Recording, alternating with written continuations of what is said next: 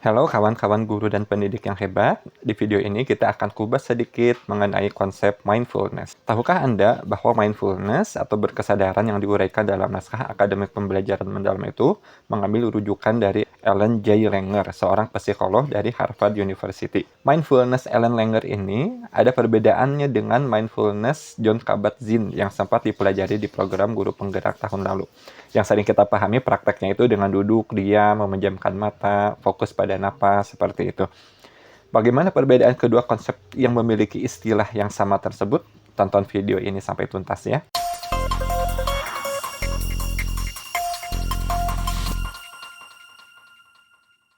Ini adalah salah satu prinsip pembelajaran dalam pembelajaran mendalam. Di dokumen Nasmik Pembelajaran Mendalam disebutkan prinsip berkesadaran ini diperkenalkan oleh Ellen J. Langer pada tahun 1997.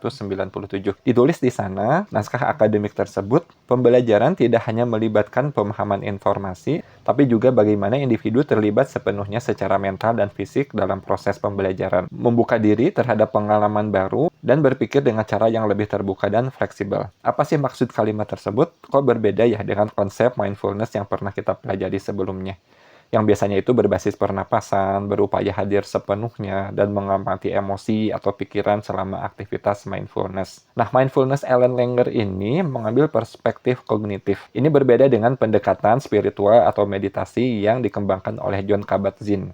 Ellen J. Langer memandang mindfulness sebagai cara berpikir aktif, kreatif, dan sadar akan konteks. Mindfulness versi Ellen Langer ini menitik beratkan pada mindfulness sebagai kesadaran aktif atau active engagement. Menurut Langer, mindfulness itu bukan sekadar berada dalam kondisi hening atau fokus terhadap napas, tapi ia adalah kesadaran aktif terhadap apa yang kita lakukan, apa yang sedang kita pikirkan. Misalnya caranya memperhatikan konteks, membuka diri terhadap perspektif baru, menyadari bahwa segala hal bisa dilihat dari sudut pandang yang berbeda, lebih dari satu sudut pandang yang berbeda. Mindfulness is a flexible state of mind, an openness to novelty, a process of actively drawing novel distinction. Jadi contohnya seperti apa? Dalam bukunya, Ellen Langer menulis tentang eksperimen dengan petugas kebersihan rumah sakit.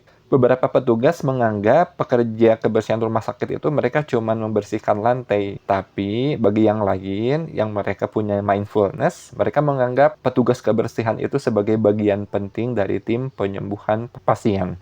Jadi kebanyakan kalau misalnya rumah sakit itu kotor, lantainya kotor, jendela kotor, segala halnya itu kotor, tentu itu berkontribusi terhadap kesehatan pasien juga. Jadi mereka melihat pekerjaan tukang bebersih itu sebagai bentuk kontribusi sosialnya. Ini bagi orang yang punya mindfulness. Jadi secara aktif mereka melihat dari sudut pandang yang lain. Jadi hasilnya bagi mereka yang punya mindfulness seperti ini, mereka lebih bahagia, lebih sehat, lebih produktif. Kemudian mindfulness itu berpikir fleksibel dan tidak otomatis. Mindfulness dalam buku ini sangat berlawanan dengan mindlessness, yang menurut Langer adalah keadaan berpikir otomatis. Ini mindlessness ya. Jadi kayak nggak pakai mind, nggak pakai mikir gitu. Berpikir otomatis, rutin tanpa sadar, mengikuti aturan tanpa mempertanyakan. Saat mindless misalnya, kita itu mengandalkan kebiasaan, hafalan, dan jarang mempertanyakan konteks. Misalnya nih, guru mengajar rumus yang sama dengan cara yang sama selama bertahun-tahun tanpa melihat apakah cara itu masih relevan dengan siswa zaman sekarang. Jadi ini bukan tentang salah dan benar, tapi tentang kepekaan terhadap perubahan atau kemungkinan-kemungkinan yang baru, kepekaan terhadap konteks-konteks yang baru. Berbeda dengan guru yang mindful itu punya kesadaran untuk mempertanyakan metodenya itu, bahkan berani mengubah metode mengajarnya. Jadi ciri orang yang mindful, menurut Langer, dia tidak terpaku pada satu cara atau satu jawaban. Misalnya guru yang tadi, dia mempertanyakan apakah metode saya ini dalam mengajarkan rumus ini benar, apakah perlu ada inovasi, apakah saya perlu memperhatikan aspek lain dalam pengajaran saya. Kemudian ciri orang yang mindful itu berikutnya adalah sadar bahwa informasi dan situasi itu bersifat kontekstual. Kemudian suka mengeksplorasi kemungkinan-kemungkinan baru. Jadi punya sifat novelty seeking. Dalam penjelasannya, Ellen Langer menyebutkan beberapa ciri khas mindfulness. Yang pertama tadi, novelty seeking. Jadi dia tertarik terhadap hal-hal baru dalam situasi yang familiar. Bagi seorang guru, datang hadir ke sekolah salaman dengan siswa itu sesuatu yang familiar, sesuatu yang biasa dilakukan. Tapi dia tertarik apa hal baru yang kemudian bisa diterapkan, bisa diubah cara pandangnya terhadap aktivitas yang dia lakukan sehari-hari. Kemudian, novelty producing. Dia aktif menciptakan cara pandang baru terhadap hal-hal yang sudah ada, terhadap hal-hal yang sudah familiar tadi. Kemudian flexibility, mampu berpindah perspektif, mampu berpindah-pindah dengan pendekatan-pendekatan yang lain ya, yang semuanya itu dia lakukan dengan mudah. Jadi dia punya flexibility. Contoh kecil misalnya saat menghadapi konflik dengan murid, seorang guru yang mindful tidak langsung memberi judgment, tidak langsung memberikan penilaian atau hukuman. Tapi misalnya dia mencoba melihat dari sudut pandang murid. Dia punya flexibility untuk melihat sudut pandang yang berbeda. Dan keempat adalah engagement. Terlibat penuh dengan tugas-tugasnya, terlibat penuh dengan lingkungan di sekitarnya. Misalnya dia memikirkan apa yang mungkin sedang siswa saya rasakan, apa yang sedang dihadapi oleh siswa saya sehingga dia yang melakukan kenakalan ini, apa yang terjadi di keluarganya, dan seterusnya. Nah, mindfulness ini adalah sesuatu yang bisa dilatih. Mindfulness versi Langer ini bisa diterapkan dalam berbagai konteks, tidak hanya pendidikan, tapi juga pekerjaan, kehidupan sehari-hari, tanpa memerlukan teknik-teknik pernapasan atau teknik-teknik khusus. Ya, tentang bagaimana kita menghadirkan mindfulness di dalam aktivitas sehari-hari. Misalnya, bisa dimulai dengan mengajukan pertanyaan. Apa yang bisa saya lihat secara berbeda dari situasi yang saya hadapi sekarang ini? Atau misalnya kemudian menantang asumsi. Apakah harus seperti ini cara saya melakukannya?